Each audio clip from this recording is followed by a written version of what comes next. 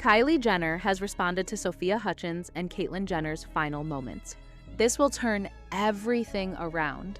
Sophia died Wednesday morning in an ATV accident near Jenner's condo. She was only 29. While stepping out for a coffee run on Thursday in Malibu, California, where she lives, Caitlyn told the Daily Mail she was going through tough times and regrets the last conversation with Sophia. Sophia was reportedly driving the four-wheeler when she collided with the bumper of a moving vehicle, throwing both her and her ATV off the road and down a 350-foot ravine. According to aerial footage of the crash site, Sophia's ATV landed upside down on top of an old car that had also plunged down the cliff. Emergency responders pronounced her dead at the scene. No one else was injured. It's still unclear where Caitlyn was at the time of the fatal crash. But now Caitlyn Jenner has spoken out about her final moment and her final conversation with Sophia, and it's really sad. Caitlyn deeply regrets her last conversation, or rather, the non-last conversation that was supposed to happen. So, how exactly did it all happen? To understand the final conversation between Caitlyn and Sophia, we have to go back to the beginning. Caitlyn and Sophia first crossed paths in 2015 through a shared hairstylist and makeup artist. Caitlyn, newly out as transgender and steps beyond her public transition, was attending a photo shoot, the same shoot where Sophia, then in college at Pepperdine, also had hairstyling done. Sophia recounted that the stylist introduced them by saying, "Caitlyn would like to meet you," and their connection was immediate. "We got really close as friends." That chance meeting sparked a decade-long relationship marked by mutual admiration, professional partnership, familial closeness, and ultimately a tragic rupture. From early on, Sophia acknowledged how Caitlyn's courage helped shape her own journey. In a Pepperdine University publication, Sophia shared that seeing Caitlyn live openly as a successful transgender woman made the idea of transitioning so much more real. Normal and successful people do this, and people are okay when they do it. In 2016, Sophia began her transition, deeply influenced by Caitlyn's example. The following year, after earning a degree in finance and economics in 2019, she stepped fully into Caitlyn's life by offering to manage her career.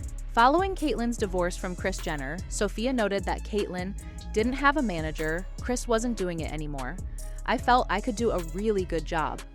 She was candid about the unsteady financial oversight surrounding Caitlyn's brand, saying it was a financial to show that demanded structure.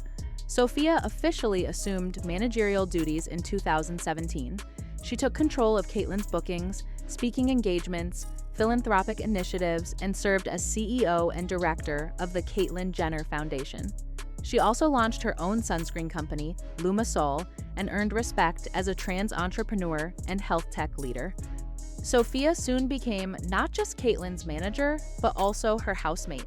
They moved into Caitlyn's $3.5 million Malibu home and shared everyday life: home-cooked meals, walks, shared dogs, and companionable silences. They were inseparable, both publicly and privately, with Sophia appearing regularly on Caitlyn's documentary series, I Am Kate. So, we're just waiting on Sophia, but we're gonna get going. Oh my gosh, I'm you're here. I had to make a quick stop at the bar. Okay. With What are you my drinking? Casamigos Blanca, of Oh course. God. In 2018, Sophia described their relationship in clear, unwavering terms. "We're partners. I would not use the word girlfriend. We share a dog. We share family. We share a life together," adding that it was not romantic, but deeply symbiotic.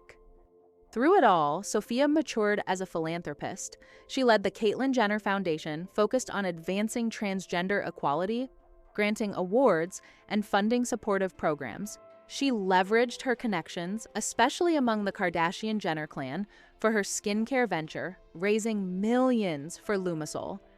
Sophia balanced public scrutiny with private ambition, all while remaining loyal to Caitlyn's vision and legacy.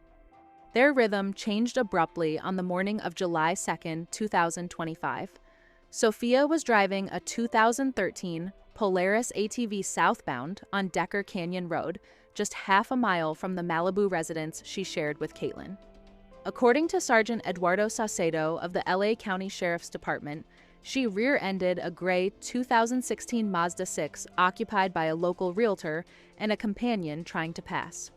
Possibly due to speed, the ATV clipped the car and veered off a hairpin curve. It plummeted roughly 350 feet down a steep ravine, landing atop an old wreck and coming to a stop in a narrow canyon pocket. Emergency crews rappelled down the cliff to reach the mangled ATV and Sophia's body. She was pronounced dead at the scene. The Mazda's occupants escaped unharmed. Authorities are awaiting toxicology reports, but found no immediate signs of intoxication. Caitlyn was nearby and arrived during the law enforcement response. She stayed at the scene through much of the investigation. In the following days, friends observed Caitlyn making subdued solo errands, coffee runs, grocery trips through Malibu, often flanked by Sophia's mother. In one moment of public grief, Caitlyn stood outside Starbucks and received a consoling hug from friends. These glimpses showed a woman reduced to sorrow, numb, overwhelmed, and inconsolable, as insiders put it. Their last conversation took place on the morning of July 2nd. They spoke while Sophia was getting ready to leave. Caitlyn told Sophia not to do any crazy stunts because she was too young to die. A statement that was made as a joke, but which Caitlyn now regrets, as if she sensed it and brought it upon herself. According to insiders, Caitlyn is not doing well and feels very guilty. According to her, she should have protected Sophia, she should have been there, she could have prevented the danger. Caitlyn also wanted to give her a hug, which they normally do, but this morning, due to Sophia's haste, it did not happen. The void Sophia leaves behind is profound. For Caitlyn, losing not just a manager, but a companion, confidant, and family member is devastating. Sophia was there when Caitlyn first emerged as Caitlyn, held her hand during controversy, and guided her nonprofit and business ventures. She'd been her anchor and voice of reason, the intellect behind logistic clarity, and a protective spirit at her side. In public grief, Caitlyn has not spoken further, but the world around her remembers Sophia's vibrant mind, political engagement, trans advocacy, entrepreneurial grit, and unblinking loyalty. Alongside the headlines of national tragedy, the narrative of two trans women who found mutual refuge in fame, media, politics, and identity resonates deeply. Sophia's death hollows their shared story, cut short at its peak, leaving friends and family to fill the silence with memories. The summer of 2025 will be marked by grief for both Caitlyn and a community of trans and entrepreneurial advocates, inspired by Sophia's presence. The pages that remain will have to be written by Caitlyn and the wider world they touched.